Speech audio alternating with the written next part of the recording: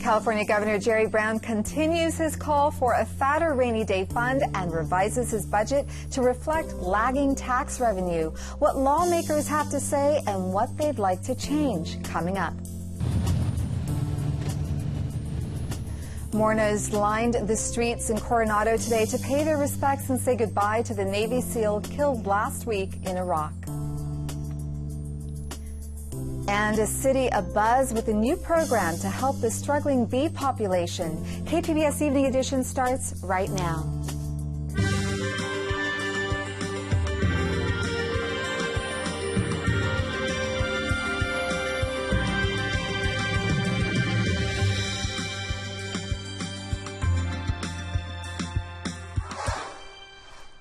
Good evening. Thanks for joining us. I'm Amita Sharma. California's Governor Jerry Brown proposes shrinking his original state spending plan.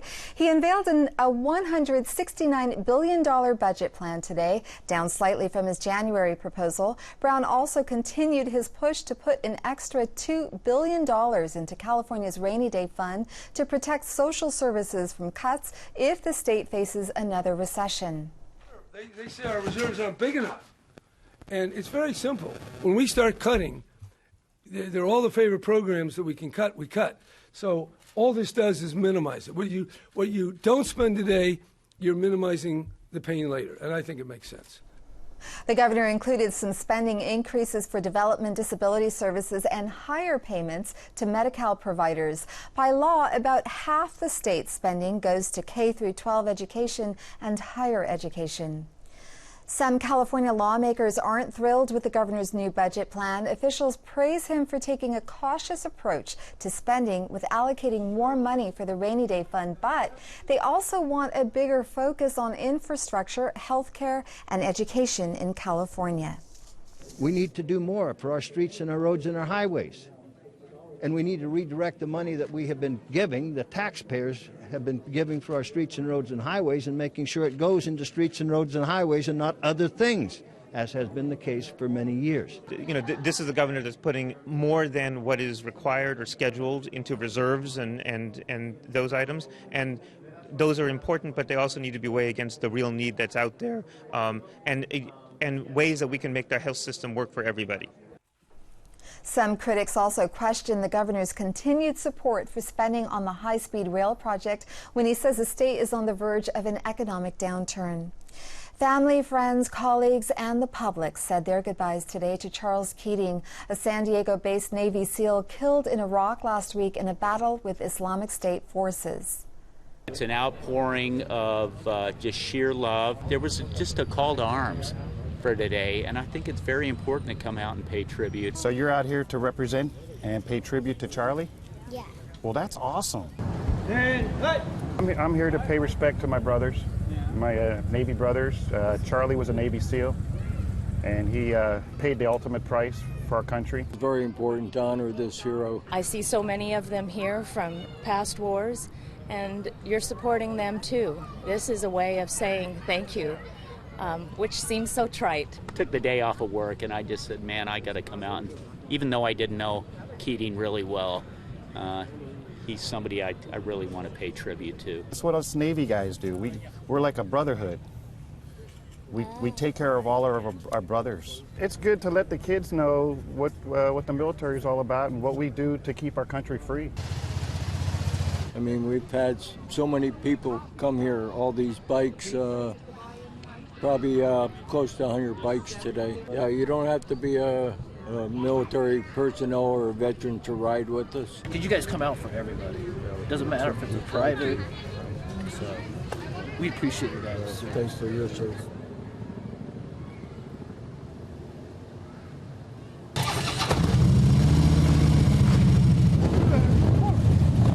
Haven't ever experienced witnessing that, you can't appreciate it. You don't understand.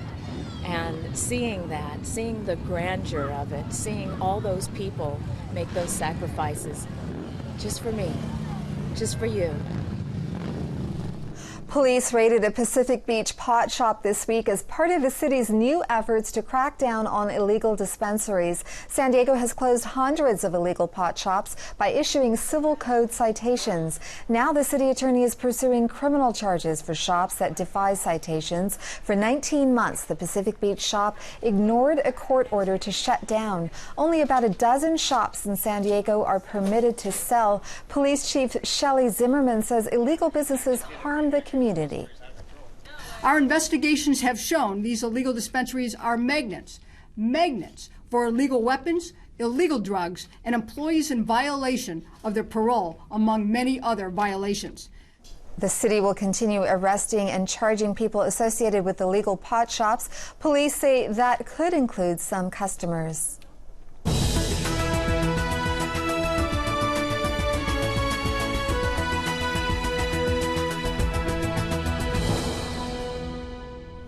This June, San Diego voters will cast ballots on a local minimum wage increase. The measure to raise wages to $11.50 an hour in January is called Proposition I. KPBS reporter Claire Tragerser says people on both sides are paying attention, even though the measure has been overtaken by a larger statewide minimum wage increase. Oh, any easels, like a small easel? Or? Yep, I have both of them are back here in the same location. Harry Schwartz has owned the Ace Hardware in downtown San Diego for 7 years. 1 small and 3 large. Awesome, you're saving my life. 2 years ago, Schwartz spoke about San Diego's minimum wage increase at City Council. Tonight we were conflicted as to whether to speak in favor of or opposed to the proposal, and there's no speaker forum for in between, so I speak in favor of tonight. He met with city leaders to reach a compromise of $11.50 an hour, down from their original plan of more than $13 an hour. It was significantly higher than what the state minimum wage was at, which we felt was too low, and so we did support a minimum wage increase. We just wanted to make sure it was something that small businesses were going to be able to handle. Now the state has decided to raise the minimum wage to $15 an hour over the next 6 years. San Diego's local minimum wage increase would be superseded by that larger bump, but it's still on the June ballot. And now Schwartz opposes it. The San Diego initiative, I think, is irrelevant because we've got a state minimum wage in place that's going to get to where people want to be, and it keeps us competitive locally and statewide. If San Diego's increase passes, workers' wages will immediately rise from $10 to $10.50 an hour in June, and then jump again to $11.50 an hour on January 1st. Schwartz worries that will put businesses in the city at a disadvantage because surrounding cities can still pay the lower wage. It's going to require price increases. There's no question about it. I mean, we just don't see any other way. Schwartz says for every dollar in wage increases, his business needs a 5% increase in sales. He hopes not to let any employees go. ACE being the helpful place, if we cut back on employees, we're not living up to our brand promise. So the only other option really is price increases. San Diegans are voting on the local increase because a signature drive backed by business groups put it on the ballot. Now those groups say they likely won't fight for local votes against the wage bump. But that's not slowing down a coalition backing the San Diego minimum wage increase. It would actually provide immediate relief for 170,000 San Diego working people. Claire Crawford is the executive director of the nonprofit Center on Policy Initiatives. The San Diego group advocates for the working poor. Crawford says the local wage increase would raise workers' pay by $260 a month starting in January. For some of the people that need it the most and are most likely to actually spend it here locally in our local economy. Crawford says even though the state measure will eventually bring wages even higher, San Diegans shouldn't have to wait for their raises. Our elected council members passed this measure at the end of 2014. There were hundreds and hundreds of average working people that turned out to city council, that called their members of the council, called the mayor, asking them to support this measure, and they've been waiting since 2014 to see this raise. And this one just requires 1 screw. 2. It looks like it's 2. Back at Ace Hardware, employee Tiffany Stevens is helping customers. During the 4 years she's worked there, her pay went from $9.75 to $12.50 an hour. She supports San Diego's local minimum wage increase. It's pretty hard, with the wages and the cost of living. making ends meet a lot of times. I work full time and sometimes it's still kind of a struggle. Stevens plans to vote for San Diego's increase, called Proposition I, in June. Claire Tregasser, KPBS News. And video journalist Chris Arciaga helped produce that story. More than 1 million voters have registered in California since January.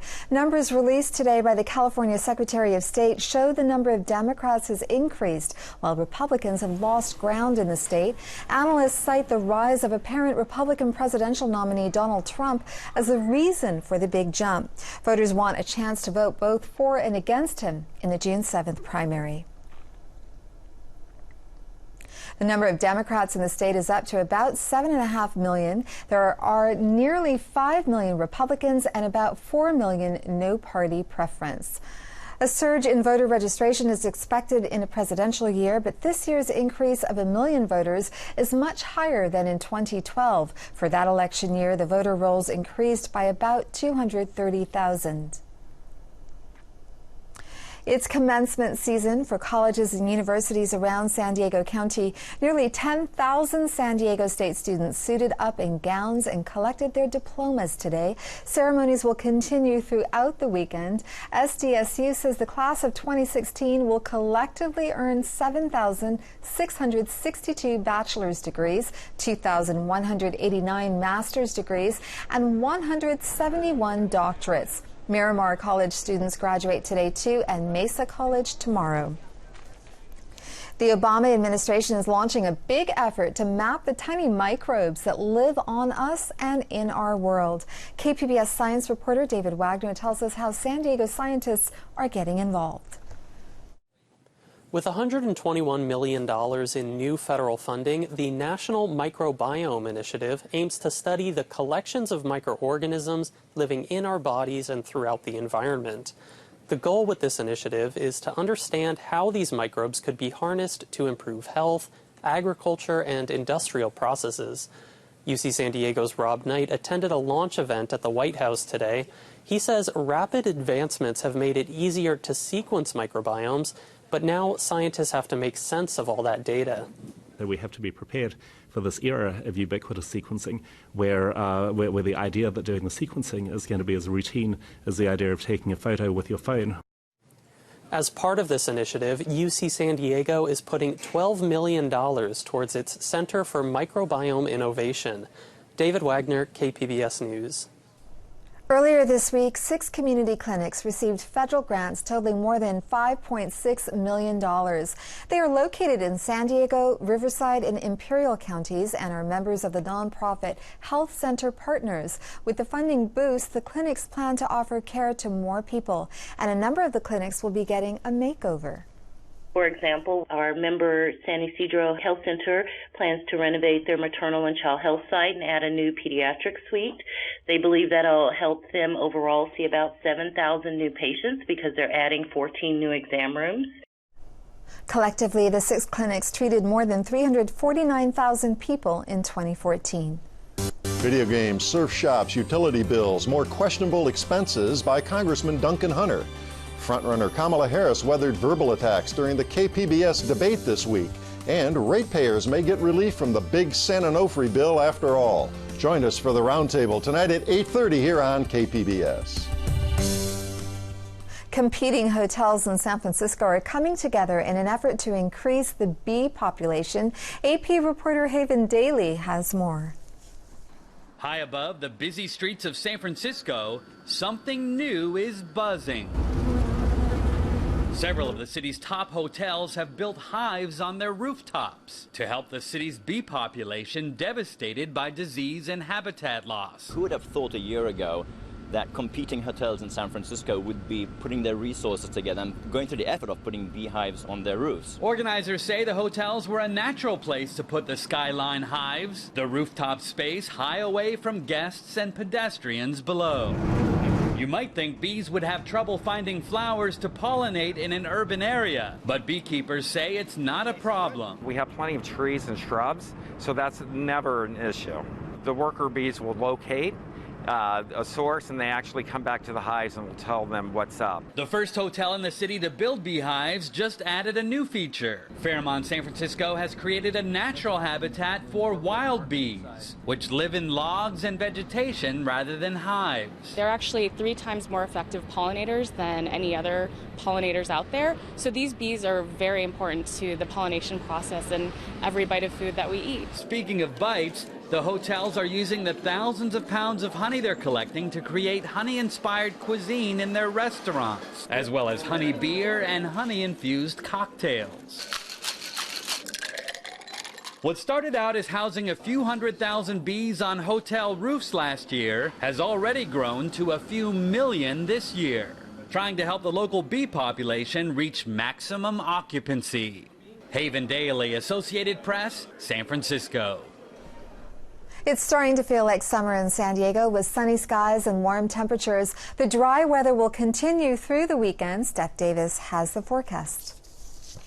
Happy Friday, everyone. The weather remaining quiet as we head towards the weekend. High pressure still in control of the weather, allowing for dry conditions from the southwestern United States all the way towards the Pacific. We're looking at mainly clear skies with peaks of sunshine as well. Closer to home, not a whole lot going on here on satellite and radar, remaining dry out there, and that's the way we will stay as we head throughout our Friday night. So if you have plans to kick off your weekend, should be good to go weather-wise, dry and quiet in Borrego Springs. Just some patchy clouds as overnight lows are mild at 62 degrees. Back to 40 we go in Mount Laguna. Low 50s tonight in Ramona and Alpine. Upper 50s with patchy clouds in Oceanside. And a quiet and mild night in San Diego. Your overnight low 62 degrees. Remaining dry for our Saturday from the Four Corners all the way towards California. We'll see a pocket of very warm weather, mainly on our area, focused across the deserts as we look ahead to the day on Saturday. Here's your 5-day outlook for the coast. A little bit of morning mist to kick off your weekend Saturday that will dry things out with sunshine returning as we head throughout the day. Your high is 70 degrees. Similar conditions for your Sunday. Back to work and school Monday. Clouds breaking for sunshine. High temperature 71. Mostly cloudy Tuesday and Wednesday with highs in the low 70s. Your 5-day outlook inland showing similar conditions. Misty in the morning for your Saturday, high 71. Low clouds break for clear skies on Sunday, temperatures in the upper 60s. Clouds break for sun Monday, high 72. Mostly cloudy Tuesday, high 73, and then periods of sunshine Wednesday and temperatures climb to the mid-70s. Your 5-day outlook across the mountains, nice with some sunshine Saturday, high temperature 67 degrees, partly sunny and cooler wrapping up the weekend Sunday as highs struggle to break out of the 50s. Mostly sunny Monday, temperatures rebound back to the mid-60s, couple of showers possible Tuesday, highs warmer around 70 degrees, more clouds and sun Wednesday, with your high temperature at 73. Wrapping things up with your 5-day outlook for the desert, partly sunny and warm Saturday, high 96. Not as hot on Sunday with highs in the upper 80s. Plenty of sunshine on Monday, high temperature near 90 degrees, and then temperatures will continue to climb Tuesday and into Wednesday. By the time we get to Wednesday, your daytime high is 96. Steph Davis, KPBS News. The countdown to America's biggest cycling event is now at less than 48 hours. The Amgen Tour will pedal off at Ski Beach in Mission Bay on Sunday and finish in Sacramento 8 days later. Organizers estimate the tour will generate millions of dollars for the San Diego region. World champions and Olympians often participate in the race. The San Diego Zoo is celebrating its 100th birthday and it's kicking off a year-long celebration in Balboa Park this Saturday. The party is free and it starts with the kids event in the park at 6 p.m. Some of the museums will have free admission and there's a concert at the Spreckles Organ Pavilion featuring Heather Headley. That starts at 8. The zoo grew out of the 1915 Panama, California exhibition, and according to zoo lore, the idea came to surgeon Harry Wedgeforth when he heard a roar from a lion that was left alone in a cage following the exhibition. He mentioned to his brother that it would be great if San Diego had a zoo. You can find more information on our website, kpbs.org. I'm Judy Woodruff. On the next NewsHour, Mark Shields and Michael Gerson take on a tumultuous week in American politics. That's Friday on the PBS NewsHour.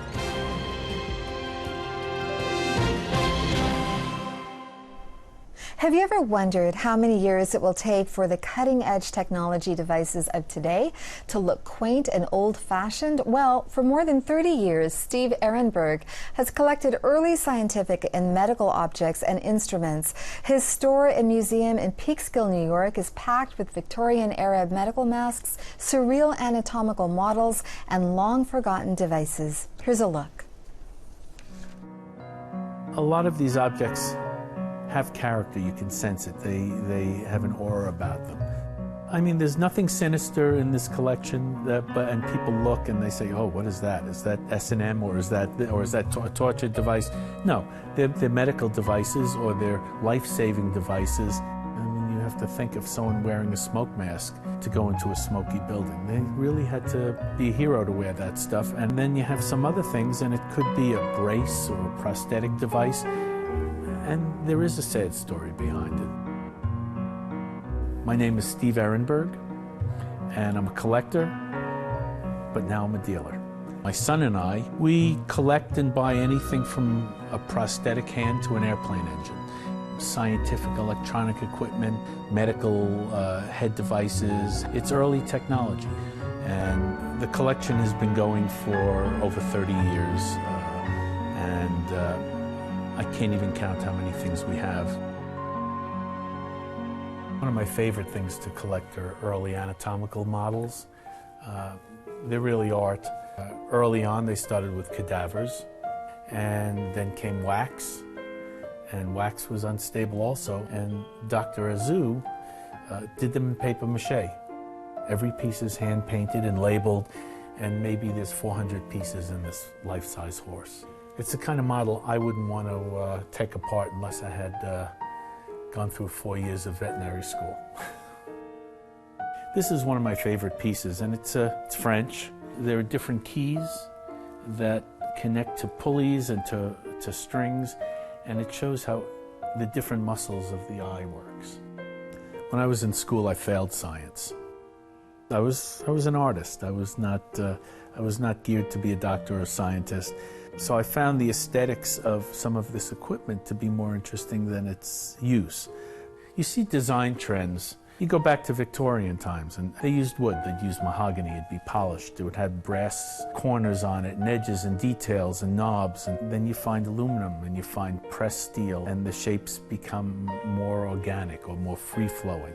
This was a teaching aid for learning how to reconstruct the face. Students would build a wax face over the metal skull. It looks as if Salvador Dali did that. That's a quack medical device for electrical treatment. Two wands that a patient would hold. They'd feel the electricity running through their hands, and they'd think that something was happening. If you look at early quack devices, they're designed to be better looking than their purpose. This is a nebulizer, and you can see it's Victorian. If you look at the legs, and this was used by doctors. Maybe they had a little eucalyptus in this one, a little salt water in this one, and there'd be a pipe with a breathing apparatus, and they would mix a couple of things for the patient, and that'll be $5, please. The more important it looked, the better people thought it worked, and the more money the doctor would get. And some of these things aren't quack devices. They were state-of-the-art for their time. They just, over time, they proved not to really work that well. This is light therapy. Now they use light therapy to treat depression. But back in this, I believe this is 1920s. I believe this one was used to treat any number of ailments. It could have been kidney disease. It could be stomach problems. It looks like an electric chair, but it's actually from the Kellogg Sanitarium. You would sit in that chair and it would vibrate your whole body. I mean, everything there had to do with your bowels. I'd rather try the electric chair. I can't help but think when I see some of these new devices that are being used and new materials that 100 years from now we'll be looking back at them and laughing. and calling them quack devices. But that's what science is. That's we always think state of the art and that we're ahead of our time and it'll never get any more modern than that, but it's always changing. You can find more stories like this on SciTech Now, airing Sundays at 5:30 p.m. here on KPBS television. Recapping tonight's top stories, Governor Jerry Brown has rolled out a revised version of the state spending plan. He proposes a $122.2 billion budget plan, down slightly from his January proposal. Brown also maintains his call to put an extra $2 billion into California's rainy day fund to protect social services from cuts if the state faces another recession. Police raided a Pacific Beach pot shop this week as part of the city's new efforts to crack down on illegal dispensaries. San Diego has closed hundreds of illegal pot shops by issuing civil code citations. Now the city attorney is pursuing criminal charges for shops that defy citations. Police say customers associated with illegal pot shops could also face charges. Check this out, an incredible sight floating off Mission Bay. Tony Amangagello shared his paddle boarding video with us from April. He dove into waters filled with moon jellyfish. They could sting humans, but they're not considered dangerous by experts. He says swimming with them was one of the most bizarre things that he has ever done. You can find tonight's stories on our website, kpbs.org/evening edition. Thank you for joining us. Have a great evening.